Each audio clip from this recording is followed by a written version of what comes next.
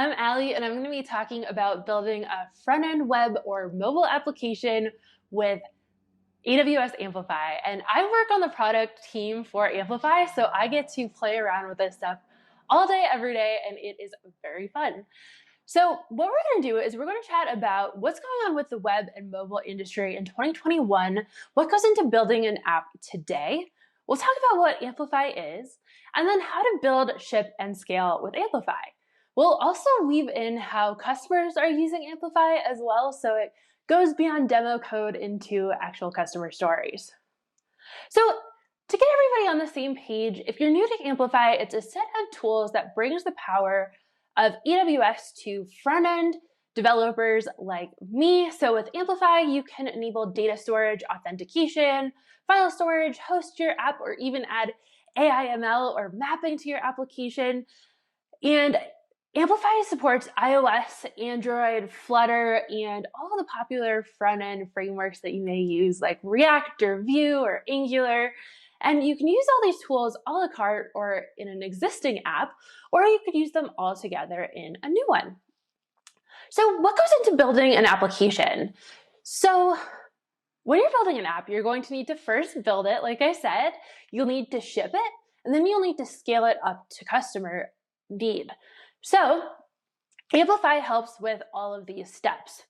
First, in the building step, it's going to be adding the fundamental building blocks of storage, data, authentication, and then you need to connect those things to your front end.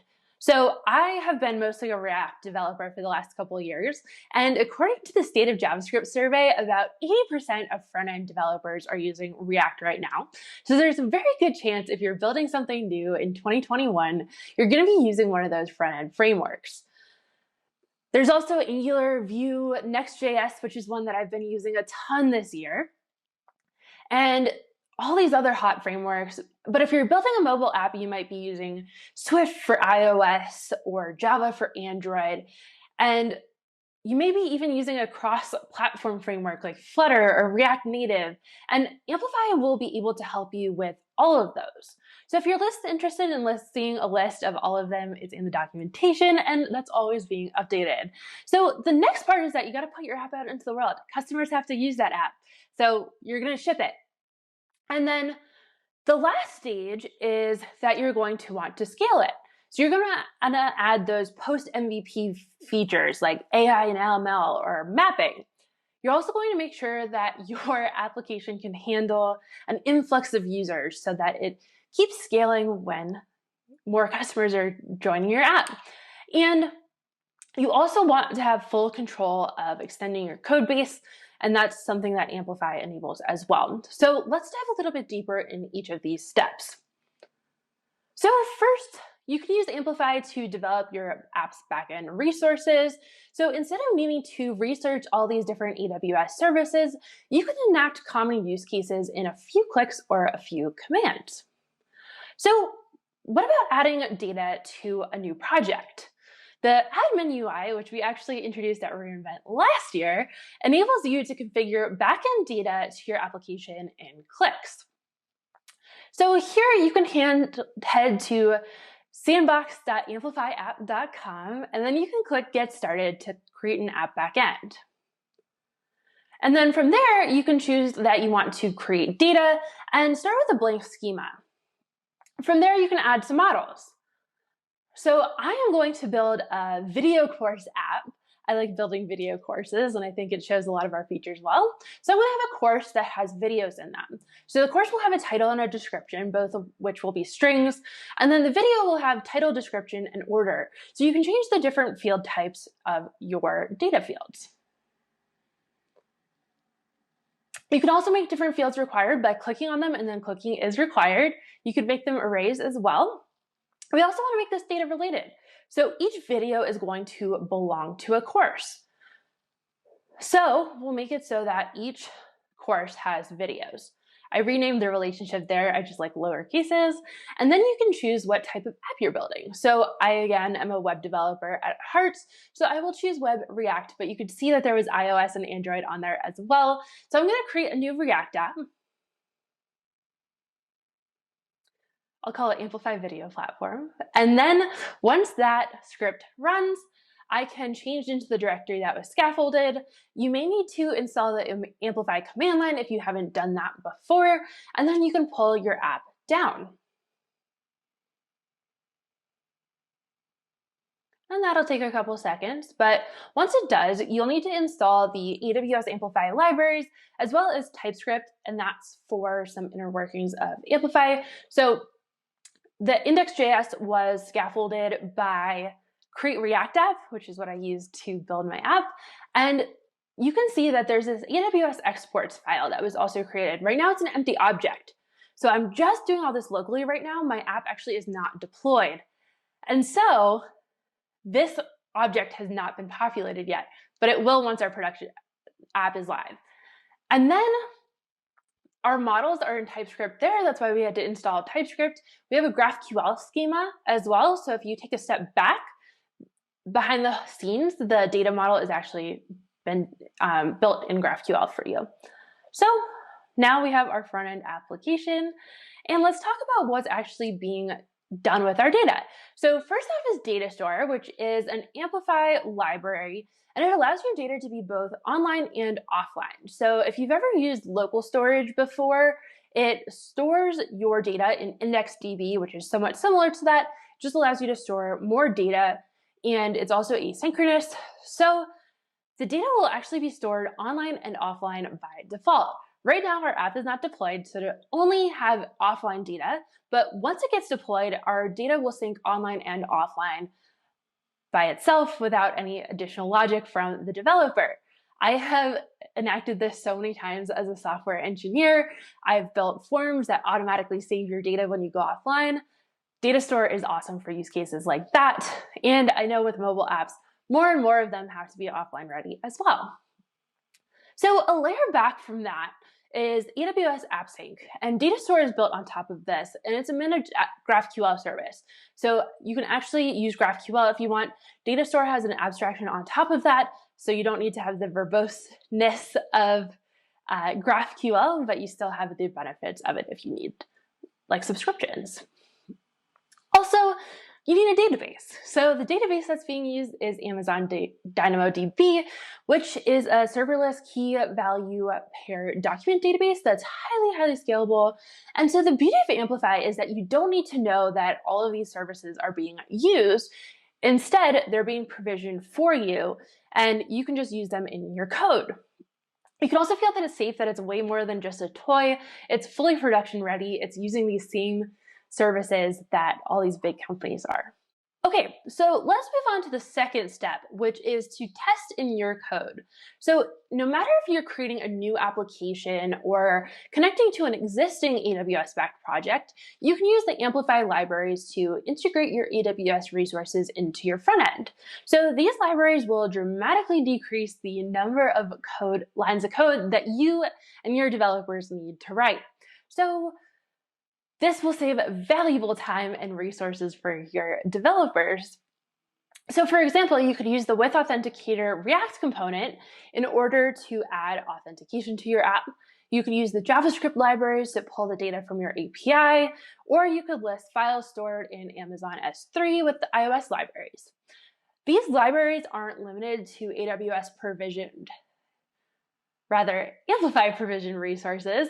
If you already had your images stored in Amazon S3 bucket, for example, you could just use the Amazon S3 image component to render your image on the page. So let's dive into some code.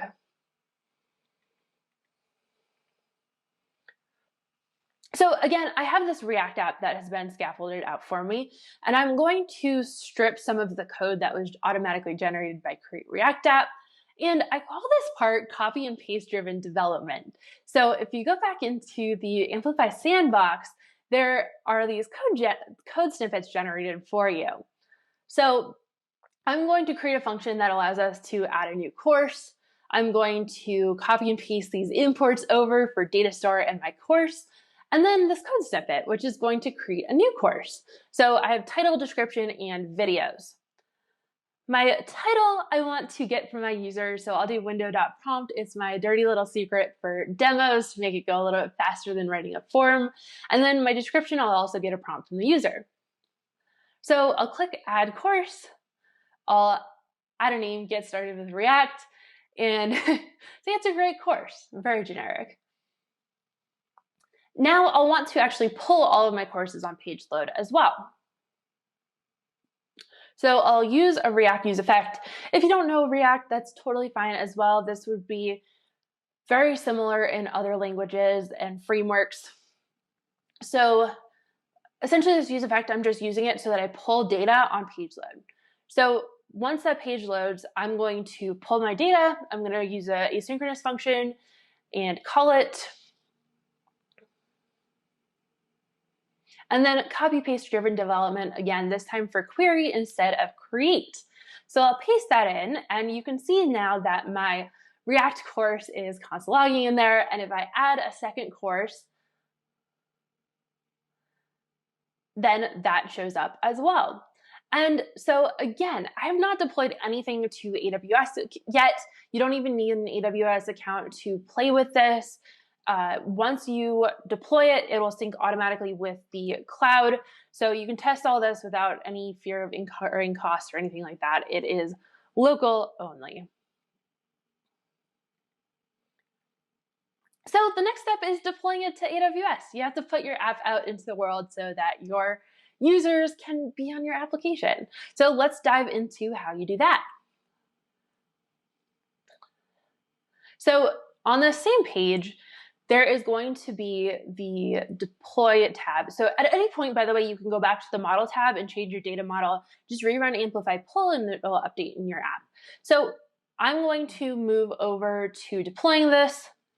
It'll ask you if you want an AWS account. Thankfully, they're my employer, so I do have one already. And I'm going to log in with my username and password.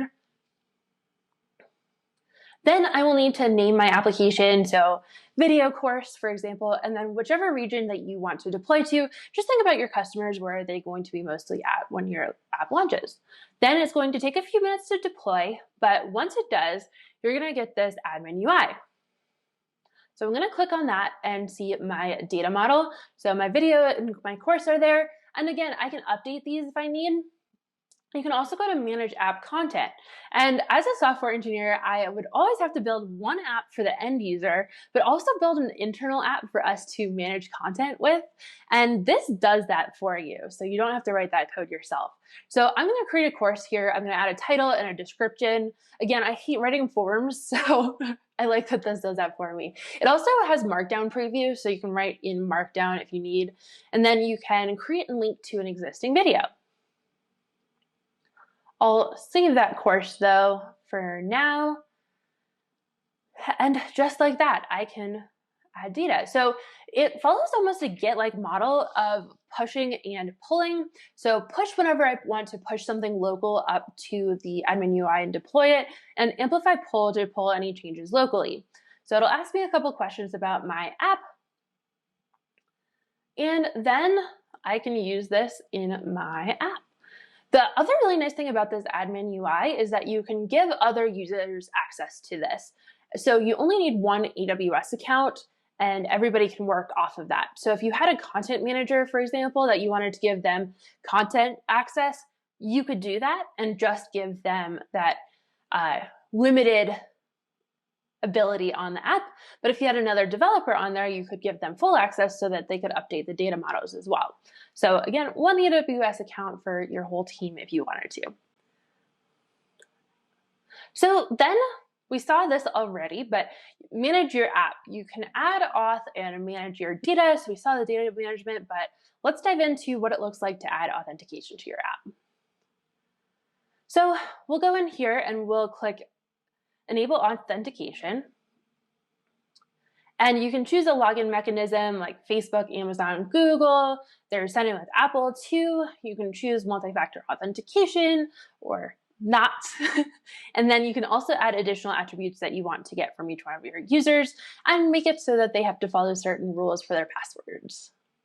Then you can click Save and Deploy, and as easy as that, you'll have authentication for your application. So again, this get like model amplify pull to pull those changes down locally to your app. So I'm going to install the Amplify UI components now for React. And one of those components is with Authenticator. So I'll import that. And then I'll wrap my export in that React component. And now you can see that I have this sign-in form. So it's going to ask me for a username, a password, and an email.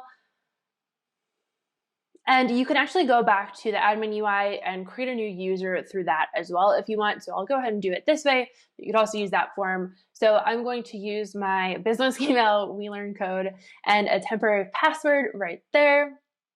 And I now have a user.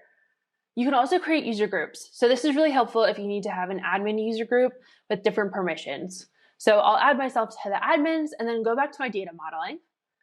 And you can add authorization rules based off of those users in the groups.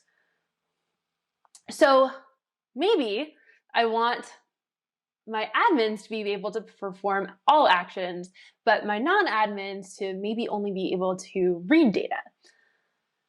So you can add in multiple levels of authorization rules using this admin UI as well. Adding an authorization can be pretty tricky to do as a developer, so it's pretty nice that this does that for you. And once you're done, again, it's save and deploy. So behind the scenes, this is using Amazon Cognito, and that's going to let you do the user signup, sign in, access control, and you don't have to write a lot of code in order to get full authorization in your app and authentication. So we've talked about the admin UI, but there's also a command line interface for Amplify as well. So I can do something like Amplify add storage to add in Amazon S3 access. I could do Amplify add API and add in API gateway powered REST APIs. So lots and lots of power to this. And there are multiple ways of doing each one of those things. So if you like that admin UI point and click interface, which I do, you can start with that, or you can use the command line interface first instead. And so either way, your workflow is forwards and backwards compatible. So you can use the admin UI with your CLI provisioned data, or you can use the CLI to extend your admin UI generated app. So super, super nice. So let's see what some code would look like if we did this through the command line instead. So I now have this video course. I went ahead and skipped ahead with the code a little bit, and I'm going to create a video form here. So I'm going to create a form to create a video. And then I'll import it into my React code. I'll embed my form in my courses so I can add a new video to each course if I want to. I'll link my course ID to the video so that each video can be linked to the course that it belongs to. And then I actually need to create the form itself, so I'll add 4 inputs here. I'll make them text, although the order is going to be a number, so I'll do that. Of course, you would want to add more labels and things like that for accessibility in a real app, but we're in a demo mode here where we're trying to write as much code as fast as possible. So I'll also add a field so that I can upload a video file. So I'll make it accept a .movie or MP4 file.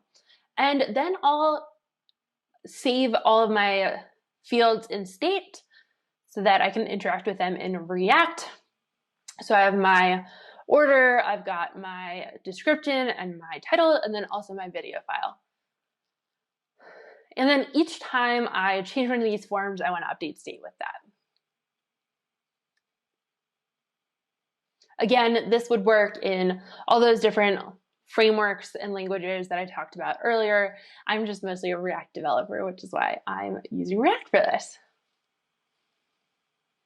I do have to convert the order into a number, and then my video file, I'll need to just get the first video file that I upload. So now let's add an onSubmit event to this form. and a submit button. Always important to have that in your interface. Now this function here, we'll implement that. Okay, so here's the code to create a new video. We'll do copy and paste driven development again, add that into our code. This is the data store code to create a new video. And again, with data store, by default, all your data is going to be available online and offline, so you don't need to implement that yourself. You can also do things with selective sync and sorting and all that too. So I'll make it so that my video comes from the title, description, and order that I have stored in state that's coming from my form at this point. And then I'll also make it so that my course ID is delivered through props as well. And so now I'm creating a new video, but I'm not uploading that video file yet. So that's the piece that I need to implement now. So I'm going to go to the command line interface and do amplify add storage. So again, we're going by use case instead of the underlying service. So I'll say that I want to add content. I'll use the generated bucket name, and then I'll get to do my authorization here as well of who I want to have access to my data. Now I will push this. Again, pushing it to the cloud is going to deploy it.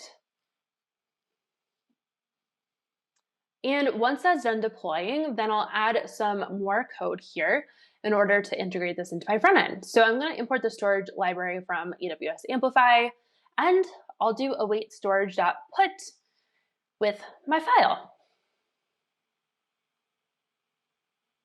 So it's going to have the key and the value. So my key is going to be the video ID that I just created, the data store ID right there. And then I'm going to upload the video file as well. So then you can do e.prevent default so that my form doesn't refresh my page by default. I've run into that issue a couple too many times in my career. And I'll need to import the storage library as well and import both my course and my video there. So on this other page, I'm going to make it so that my image actually renders on the page. So once I get my video back, I'm going to render that video on the page. So I'll store that video in state.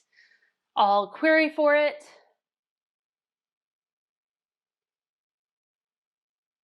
I'll just use the first one, but in a production app, you'd want to loop through them. And then I'm going to get my image from my storage bucket.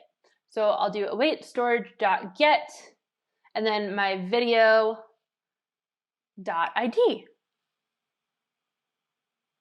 I'll again store this in state as well so that when it updates, my page updates to match. So I'll do set video file with that video file and then render a video element with that data. And now if I upload a video, it is uploaded on my page as well. And this was just a random test video that I did, but shows that the application works. So now we have a video app. Just a couple of lines of code from us. We use a lot of these Amplify libraries and Amplify generated resources in order to do so. So behind the scenes, this is using Amazon S3, which is going to allow you to store those static assets. And I want to take a second to talk about an industry trend, which is server-side rendering. So over the past few years, there has been this increase in seeing more of the logic return to the server side in order to make apps more performant and user-friendly. So Next.js is one of the examples of this. React also announced that they're doing server components as well. Nuxt.js, if you like Vue, is another one. So Amplify supports server-side rendering. Really, really exciting. And so here's a code example of what you can do in order to render that data on the server side. So I will go ahead and import a helper function that will allow me to render this on the server. So with SSR context from AWS Amplify. So I'm going to write a function in here that actually pulls my data on the server side so that my page can pre-render with that data. So I'm also going to import serialized model from AWS Amplify. And this is going to convert my model to a true JSON object.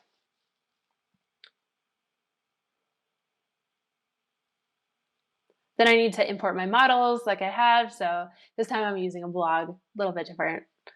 It's a different app. It's a Next.js app instead of a React app. So I'll import my blog from my models directory.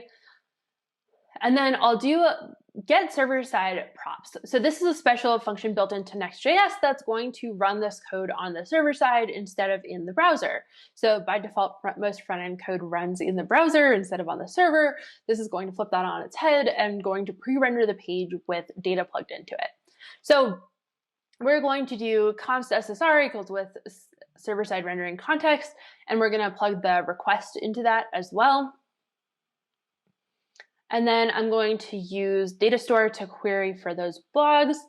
I'll do a try catch block to use good practice here.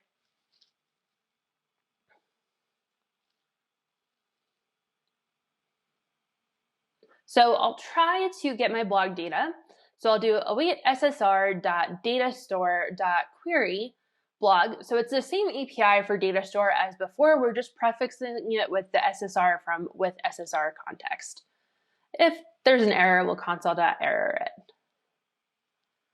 And then we'll return props and the blog data in that. And that will allow my home component to get my blog data as props. So I'm passing my blog data in here.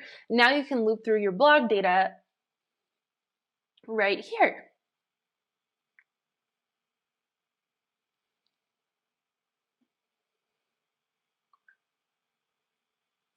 So I will render a header for each one. I'll do the blog ID and then the blog name.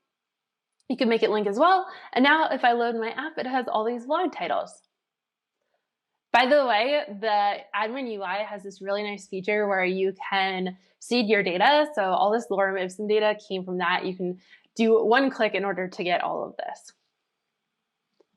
So let's talk about some customers building with Amplify. So Branch aims to disrupt the traditional insurance market by offering bundled home and auto insurance at a price much lower than existing providers or brokers.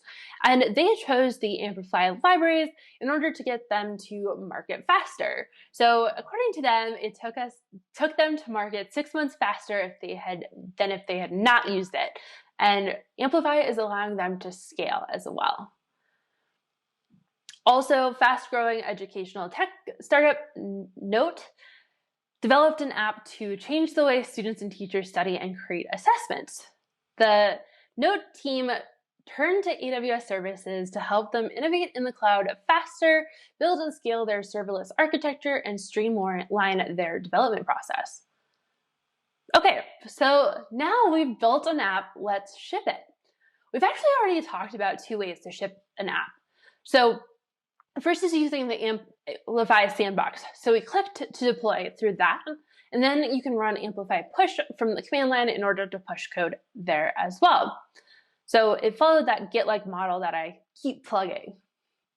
Well, you also need to deploy your app front end too. So what we're going to do is we're going to go ahead and deploy a front end app to Amplify. So I'm going to push some code to GitHub and use a GitHub repository to push this. So I have my backend environment already built, and then I'm going to add a front-end environment. So I'm going to say it's linked in GitHub. I need to choose my repository, and then a branch as well. And then I'm going to select a staging environment role in order to do that, and then click Next, and save and deploy. And then this will take a few minutes, but once it finishes deploying, get to play like the Jeopardy music. I wish we like built that into everything where it would play music for us every time something deployed. But we can have our app be live to the world once we deploy it. So this is back to that video course app. And I've got a video course embedded on the page with information about Amplify authentication. So The really nice thing about this is that it has CI/CD built in. So if I push another commit to that branch on GitHub, it will redeploy automatically for me as long as you have that setting enabled. In addition, you can also enable pull request previews. So when people add a pull request to your project, you can see an automatically deployed version that previews what's in it. In addition, this also works for next server-side rendering. So behind the scenes, function will be built for you that acts as your server. So it's like a serverless server to do your server-side rendering for you. So let's talk about some customers shipping with Amplify. So very well-known name in luxury retail, Neiman Marcus operates 30 US department stores and a premier digital service for customers around the world. And they sped up their app development time with AWS Amplify. So they were able to build a serverless architecture and lower their development costs and increase agility. So they said that building a serverless architecture with Amplify cost them 90% less than if they had built the app with a more traditional method. So big wins there. Also, Credit Genie is a fintech startup that leverages data and analytics to help borrowers escape the personal debt trap by optimizing their debt to manageable levels.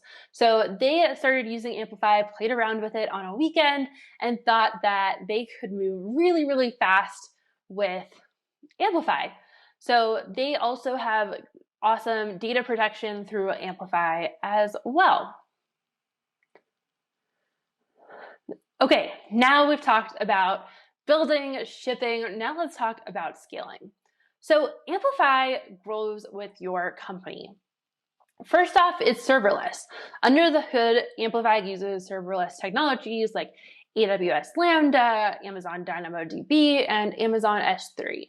And these will scale as you do. You don't need to have a huge team manually configuring your servers and all of that. That was the beginning of my career. Instead, you're using these serverless technologies that scale as you do. And under the hood, all these are AWS services that big companies are using. We're not using a different tech stack beneath the hood or anything like that. It's all built on top of the AWS services you may know and love. And in addition, as your team grows, you'll probably move past a solo developer type startup. It has a Git-like environment management system, and that allows you to have maybe a production and a development environment, as well as a testing environment, so that you can manage all these different phases of your application. Amplify will work with you on that. Also, if you want to have multiple front ends for your app, if you need like a mobile and a web app, you can enable that with Amplify as well. Another thing is that you can add more and more advanced features using Amplify as well. So I really like our predictions category, which will allow you to add AI ML. You can also add interactions, but recently we just launched Amplify Geo. So you can add maps to your application using Amplify Geo, and it is tied under the hood with Amazon Location Service, and you can build maps with it. So, okay, we're gonna go Amplify Add Geo. We're using the command line interface again.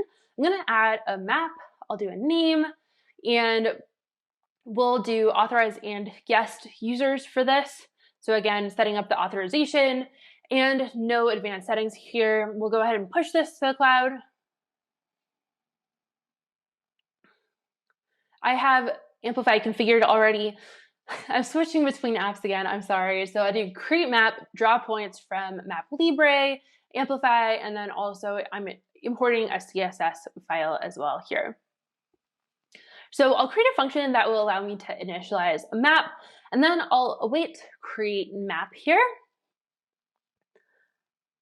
I will need to provide a container for it. So I do container map, and I'll show you in a minute, but that map container is in my HTML file. It's a div with an ID map. Then we're going to provide a latitude and a longitude for the center of the map. So it's actually longitude, latitude. So we'll also provide a zoom level 7. This one I just play around with. You can do more or less zoomed in, and then I'll run the function in order to actually initialize the map. And there's that div with ID map that I was talking about, and I centered it on Denver, which is where I live. Then when the map loads, I want to draw some points for Denver hikes. Hiking is like my favorite activity, so I'm going to add in Pikes Peak and Mount Evans. I have the coordinates for each and then a title for each as well. Then I'll pass in my map as an argument, and you can see that there are these two blue points that were drawn on the map, and when I click on them, they turn orange. You can customize these, by the way. For Halloween, one of our PMs turned the points into pumpkins for trick-or-treating. Is really cute. So I'm going to customize some of these options right now. I'll do unclustered options and do show marker pop-up to true.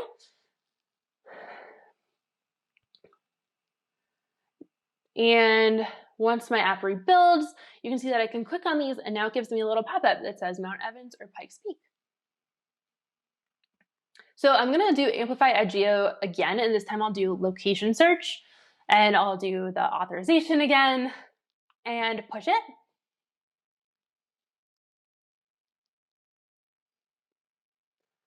Then I'm going to do some more imports here. So importing MapLibre GL. Wow, words are hard sometimes. So then I'll do map.add_control, and then I will do create amplified geocoder.